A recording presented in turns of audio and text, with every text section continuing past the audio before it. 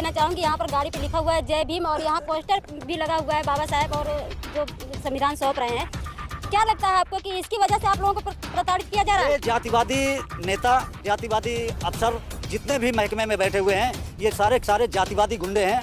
ये बाबा साहब एक हमारे आइकॉन है, जिन बाबा साहब की वजह से ये आज जिंदा है, ये सत्ता में पहुंच रहे हैं और उन्हीं की आज प्रताड़ना कर रहे हैं, उन्हीं के बारे में उल्टा सीधा बोल रहे हैं। हमने इसीलिए फोटो लगाया हुआ है कि ये दरिंदे जितने भी इनको देख के जलेंगे उतना ही हम जलाएंगे। अभी तो एक पे लगा है, हो सकता है हम पूरे देश के अंदर ये मुहिम चलाएंगे कि अम्बेडकरवाद अब जिंदा हो चुका है। पूरे गौतम बुद्ध नगर को मैं ये संदेश देना चाहूँगा कि अगर कोई ऑटो चालक है उसके कोई पेपर होने के बाद भी आप अनदेखा करेंगे, अनावश्यक रूप से अगर चालान बनाएंगे, मैं ऐसे TSI पे FIR दर्ज कराऊंगा, उसे जेल भेजने का काम करूंगा।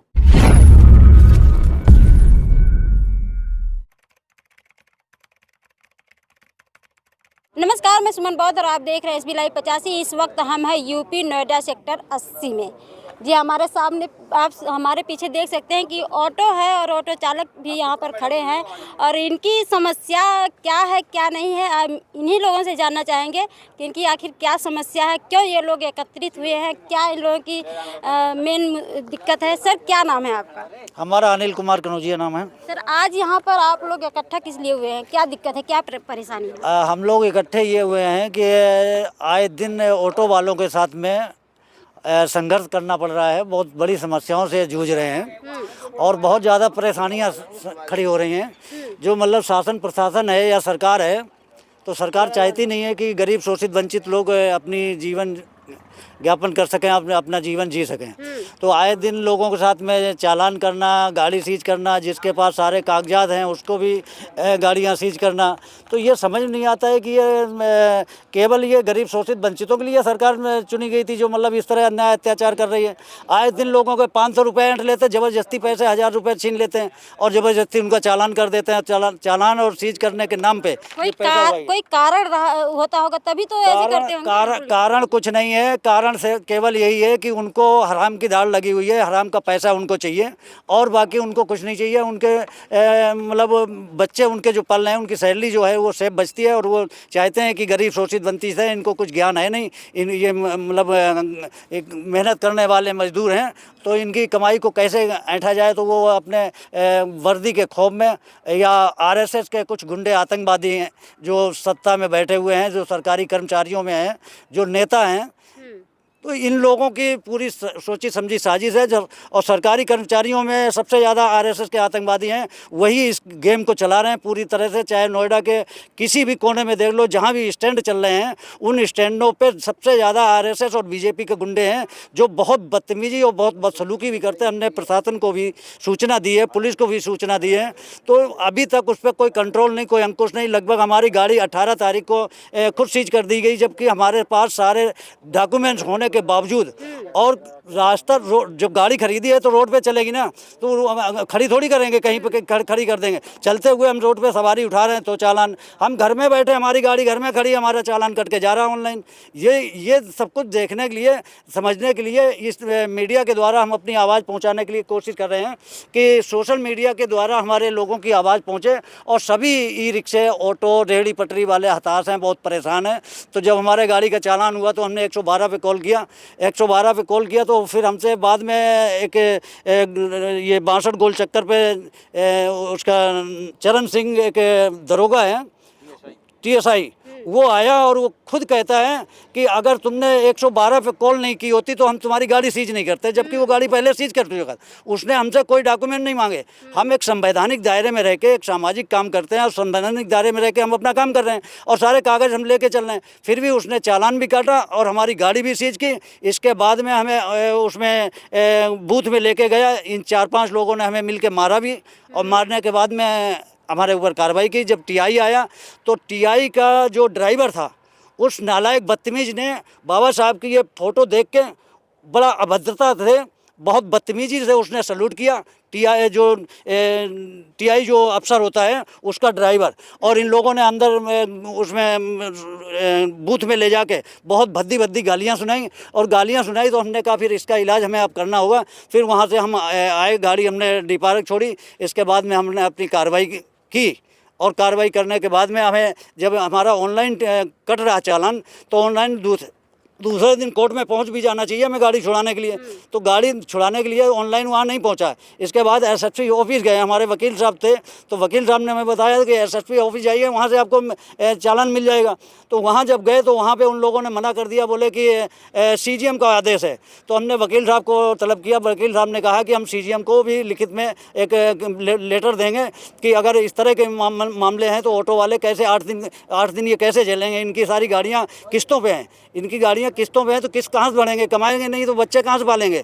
तो इस पर बहुत काफ़ी वकील साहब ने भी लड़ाई लड़ी। और फिर हमारा जब 8 दिन बाद हमारा जब गाड़ी छोड़ने का नंबर आया तो वहाँ पे जज और पेशकार जो बैठे हुए हैं, ये शायद है कि सरकार के इशारे पे केवल वहाँ पे साइन करने के लिए बैठे हुए हैं। पेशकार जाके अपनी फाइलें सारी जाता है, जज के पास रख देता है और एक एक फाइल पे आंख मीच के जज वहाँ पे साइन कर देता है। हमारे वकील साहब ने जो भी लिखा उस पर कोई नज़र नहीं डाली और ना उस पर कोई कार्रवाई की।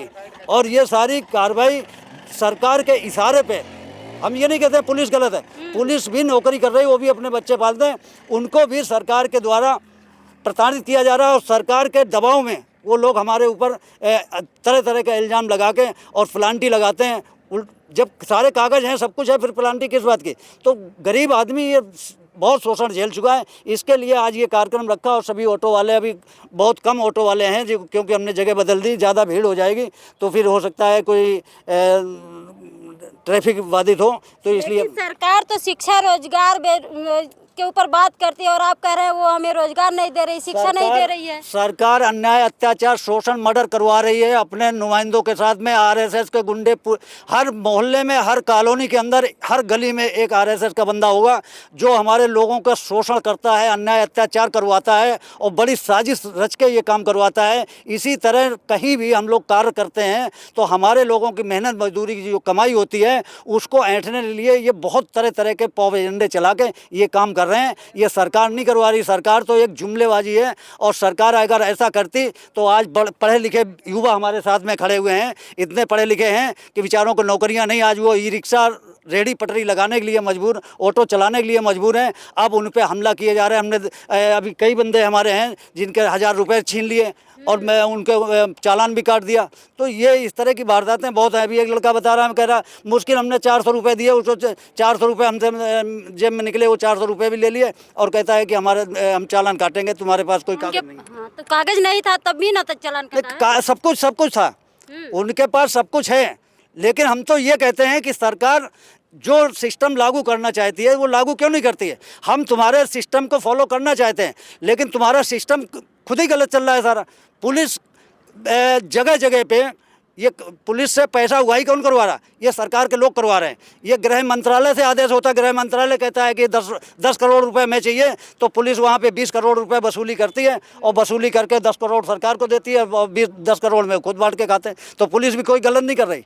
तो पुलिस आज के टाइम में हर ऑटो वाले से 4000 5000 रुपये मांग रहे हैं। किस बात के मांग रहे हैं? आज सरकार के ऊपर आप आरोप लगा रहे हैं कि सरकार हमें शिक्षा नहीं दे रही, रोजगार नहीं दे रही, बेरोजगार कर दी है, लेकिन उसी सरकार को आप ही लोग जिताने वाले हैं। नहीं, हम लोग जिताने वाले नहीं है, वो सरकार ईवीएम से जीतती है। वो ईवीएम सारा खेल खेल रहे हैं और उनको अभी पता नहीं है, सरकार को भी पता नहीं है कि जिस दिन ये बहुजन समाज अपनी पे आ गया ना, उस दिन ऊपर से पकड़ कर नीचे घसीट कर मारेगा और गाँव से लेकर शहर तक बहिष्कार भी करेगा और इनको मज़ा चखा देगा कि हाँ सरकार चलाना कैसे होता है। जिसको अपने भगवान और मंदिर पे भरोसा नहीं है वो आके गंजा यहाँ पे बन रहा है मुख्यमंत्री, वो देश का क्या भला करेगा जिसकी औलाद नहीं है? इन औलाद वालों को क्या समझेगा वो? उसको अपने भगवान पे भरोसा नहीं, तभी तो मुख्यमंत्री बना आके। भगवान पे अगर भरोसा होता तो वो भगवान में अपनी धुनी रमाता, जंगल में पड़ा होता। तो आज वो अन्याय अत्याचार कर रहा है इसी तरह का। वो केंद्र सरकार में जो मोदी बैठा है वो भी यही काम कर रहा है, उसकी भी औलाद नहीं है। बे औलाद वाले कभी भी किसी का भला नहीं कर सकते हैं। तो ये जो शिक्षा स्वास्थ्य की ये बात कर रहे हैं, शिक्षा इतनी महंगी कर दी, शिक्षा स्वास्थ्य रोजगार इतना महंगा कर दिया, रोजगार तो खत्म ही कर दिए, प्राइवेट नौकरियाँ नहीं है। प्राइवेट नौकरी लेने जाओ उसमें भी रिश्वत ले रहे हैं, उसमें भी दलाली कर रहे हैं। तो ये सब चीज़ें जो है, ये कहने का और सुनने का, ये पब्लिक में हवा बना देना, ये बड़ी बात है। उसी से ये जीतते हैं, बाकी कुछ नहीं है। आपसे आखिरी सवाल लेना चाहूँगी, यहाँ पर गाड़ी पे लिखा हुआ है जय भीम और यहाँ पोस्टर भी लगा हुआ है बाबा साहेब और जो संविधान सौंप रहे हैं। क्या लगता है आपको कि इसकी वजह से आप लोगों को प्रताड़ित किया जा रहा है? ये जातिवादी नेता, जातिवादी अफसर जितने भी महकमे में बैठे हुए हैं ये सारे के सारे जातिवादी गुंडे हैं।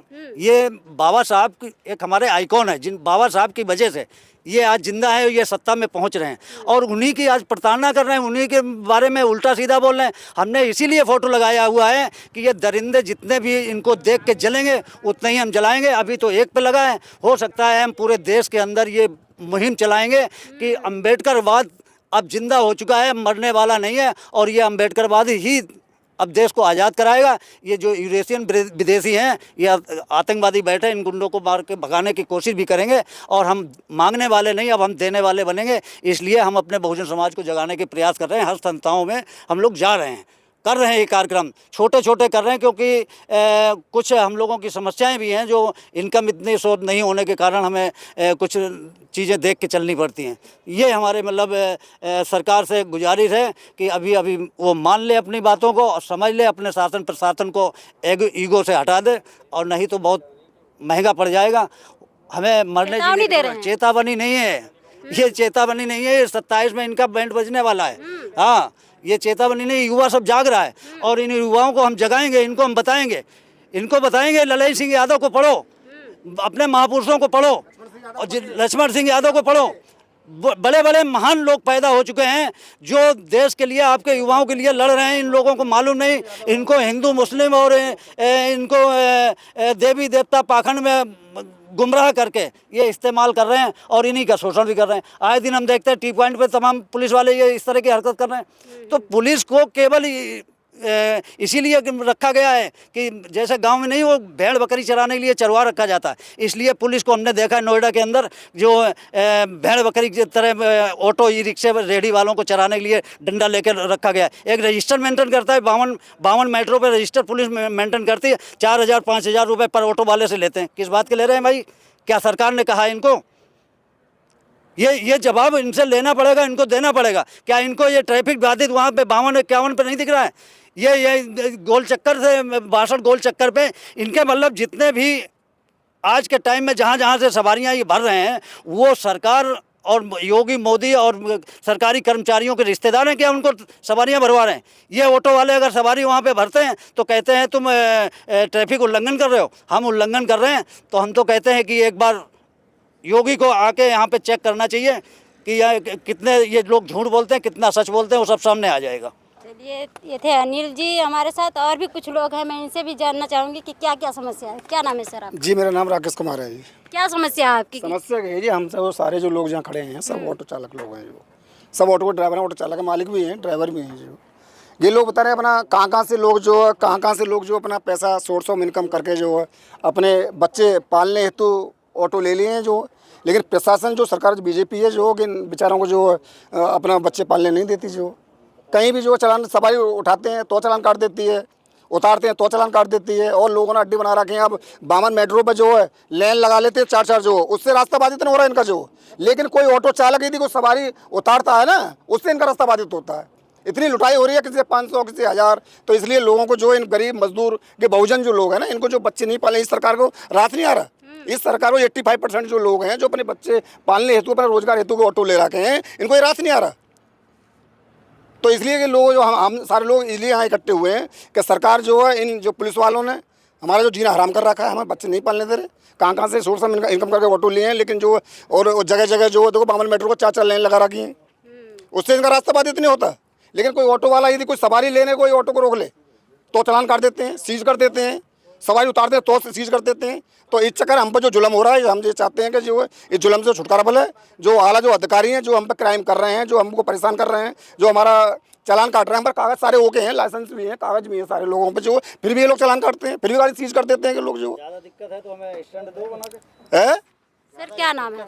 मेरा नाम कपिल देव गौतम है, मैं बुलंदशहर का रहने वाला हूँ। यहाँ नोएडा आ गया, मैं अपने परिवार को लेकर यहाँ ऑटो चलाता हूँ। ये मेरा ऑटो है जिस पर जेबी में लिखा हुआ है, जो कि मैं कुछ टाइम पहले की बता रहा हूँ। जो कि ऑनलाइन जो चलान ऐसा कटा, जो कि नंबर जो प्लेट पे जो पूरा कागज है आपके पास? हाँ, सारे कंप्लीट कागज है मेरे पास।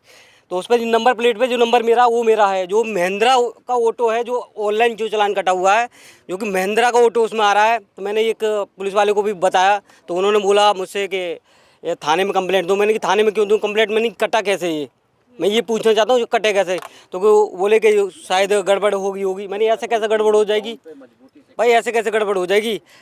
तो हम तो यही कहना चाहेंगे, क्योंकि परेशान बहुत ज़्यादा करते हैं, वो पुलिस वाले बहुत ज़्यादा परेशान करते हैं, बेफजूल में चालान काट देते हैं।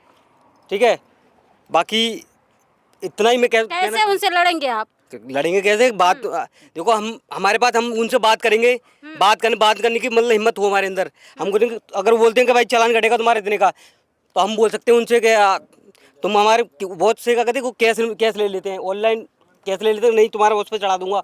मैंने तुम उस पर चढ़ाओ, मैं तो देता नहीं हूँ भाई कैश, और ना तो मैंने तुम्हें काटना काट दो, मैं अपना वहाँ से लोक अदालत से भर दूंगा, पैसा नहीं दूंगा, तुम्हें नहीं दूंगा। अगर मैंने दिया तो मेरे भाई बंदे हैं वो भी देंगे, तो मैं नहीं दूंगा। पर मैं इतना ही कहना चाहूँगा, बाकी कुछ नहीं मेरे पास में। चलिए, बहुत बहुत धन्यवाद। मैं और नहीं हमारे देना साथ चाहूँगा। कुछ कहना चाह रहे हैं? ठीक है, मैं एक मिनट सर। जी सर, क्या कहना चाहेंगे? मैं ये कहना चाह रहा हूँ, ये ट्रैफिक पुलिस वाले हैं, ये जहाँ मर्जी जो ऑनलाइन चालान काटते हैं, जब हम निकल के जा रहे हैं तो जहाँ इनके लिए जाम तो कोई लगा नहीं रहे, जब निकल के जा रहे हैं फिर ये ऑनलाइन चालान क्यों काटते हैं। एक यहाँ पर बामन मेट्रो पर रहता है, साहिब आलम नाम का है दरोगा, वो जो है 1000 रुपये लेता है, नहीं दो तो वो मारता है। क्यों मारता है? जब हमारी कोई गलती हो हम जब तो पैसे देंगे, हर चीज़ हम पे है। जब हम निकल के जा रहे हैं, वहाँ स्टैंड लगवा के जब तुम भर रहे हो, तो यानी हमारी गाड़ी से ही जाम लग रहा है और जाम नहीं लग रहा, वो और से नहीं लेता। जब उनसे 4000 रुपये ले रहा है हर ऑटो वाले से महीने से, तो उनको भरवा रहा है। जब हम वहाँ सवारी उतार रहे हैं तो हमारा चालान काट रहा है, पैसे नहीं दे तो गाल पे मारता है। ये कौन सी चीज़, ये कौन सी बदतमीजी है उसकी। हमारे साथ वकील जी है, मैं इनसे जानने का प्रयास करूंगी जो इन लोगों की समस्या है, इन पर आप क्या कहेंगे, क्या एक्शन लेंगे? सबसे पहले मैं इनसे ये कहना चाहूँगा, सर अपना परिचय। मैं एडवोकेट इंद्रेश कुमार बौद्ध, डिस्ट्रिक्ट कोर्ट सूरजपुर। आप सभी से एक ही बात का निवेदन है कि अपने पेपर कंप्लीट रखें, लाइसेंस अनिवार्य रूप से आपके पास होना चाहिए।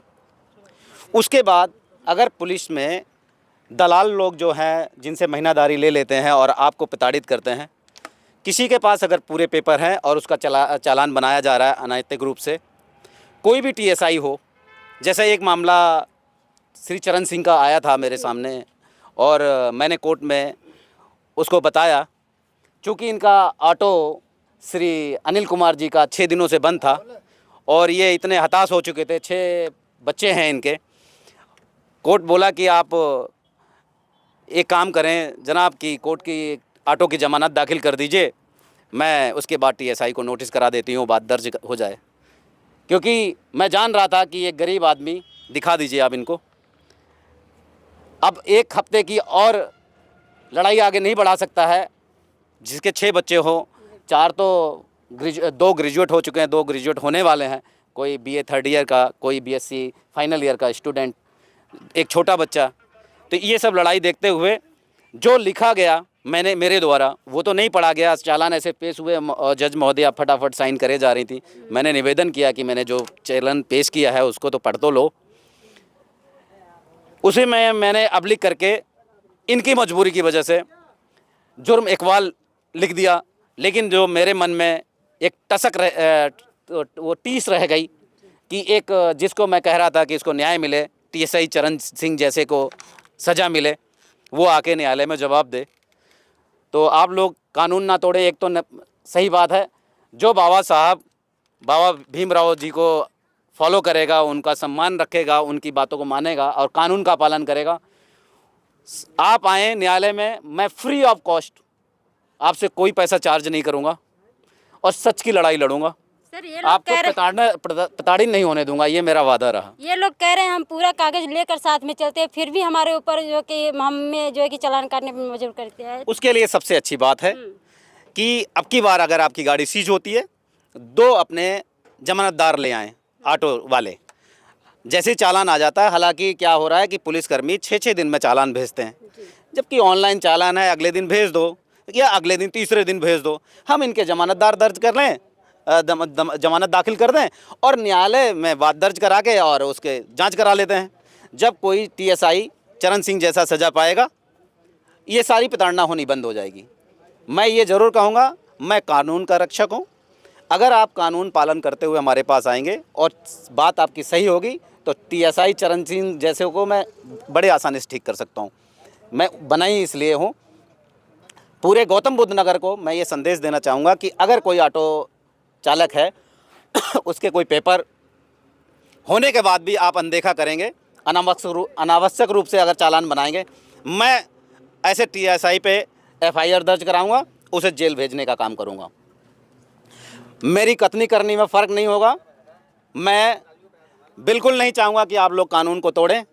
कोई भी अगर अनावश्यक रूप से आपकी उगाही करता है, आपका अनावश्यक रूप से चालान बनाता है, आपको प्रताड़ित करता है, मैं वादा लेता हूँ डिस्ट्रिक्ट गौतम बुद्ध नगर में हमारे जैसे अनेक अधिवक्ता आपकी मदद के लिए आगे आ जाएंगे। सर, ऐसा अक्सर देखने को मिलता है, जो गरीब, शोषित, वंचित, दबे कुचले लोग रहते हैं, उन्हीं लोगों के ऊपर अत्याचार, शोषण होता है। ऐसा क्यों होता है? ये सबसे बड़ी बात यह है कि ये सब कमेरा वर्ग है।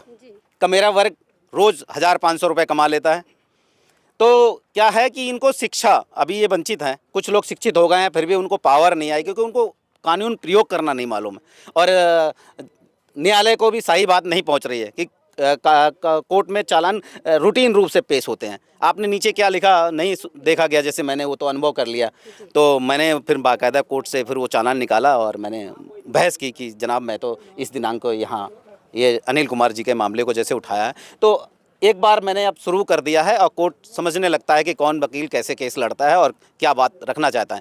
मैं अगर किसी जो सीज ऑटो का चालान पेश करूँगा, मेरे को सीरियस सुना जाएगा। मैं इतना जानता हूँ कि कोर्ट जानती है, आप अपनी बात रखना जाने, कोर्ट सुनेगी। मुझे कानून पे पूरा भरोसा है, संविधान के दायरे में रह के। संविधान के दायरे में रह के। सर, आखिरी सवाल मैं लेना चाहूँगी, अगला स्टेप आप लोगों का क्या होगा? जैसे आप अभी बोले हैं कि हर एक गाड़ी पे बाबा साहब की पोस्टर लगेगी। नहीं, बाबा साहब का फोटो तो हर गाड़ी पे लगेगा। बाकी हम इसको पहले पूरे नोएडा के अंदर हम अपने ऑटो, ई रिक्शे, रेहड़ी पटरी वालों को मैसेज देंगे, उनको जागरूक करेंगे, उनको समझाएंगे कि इस देश में जो वर्तमान सरकार चल रही है ये गुंडे आतंकवादियों के बल पे चल रही है। और इन गुंडे आतंकवादियों का इलाज हमारे तुम्हारे पास, सबके पास ये है कि हम एकजुट होकर इनका पर्दाफाश करें और इनको सबक सिखाएं।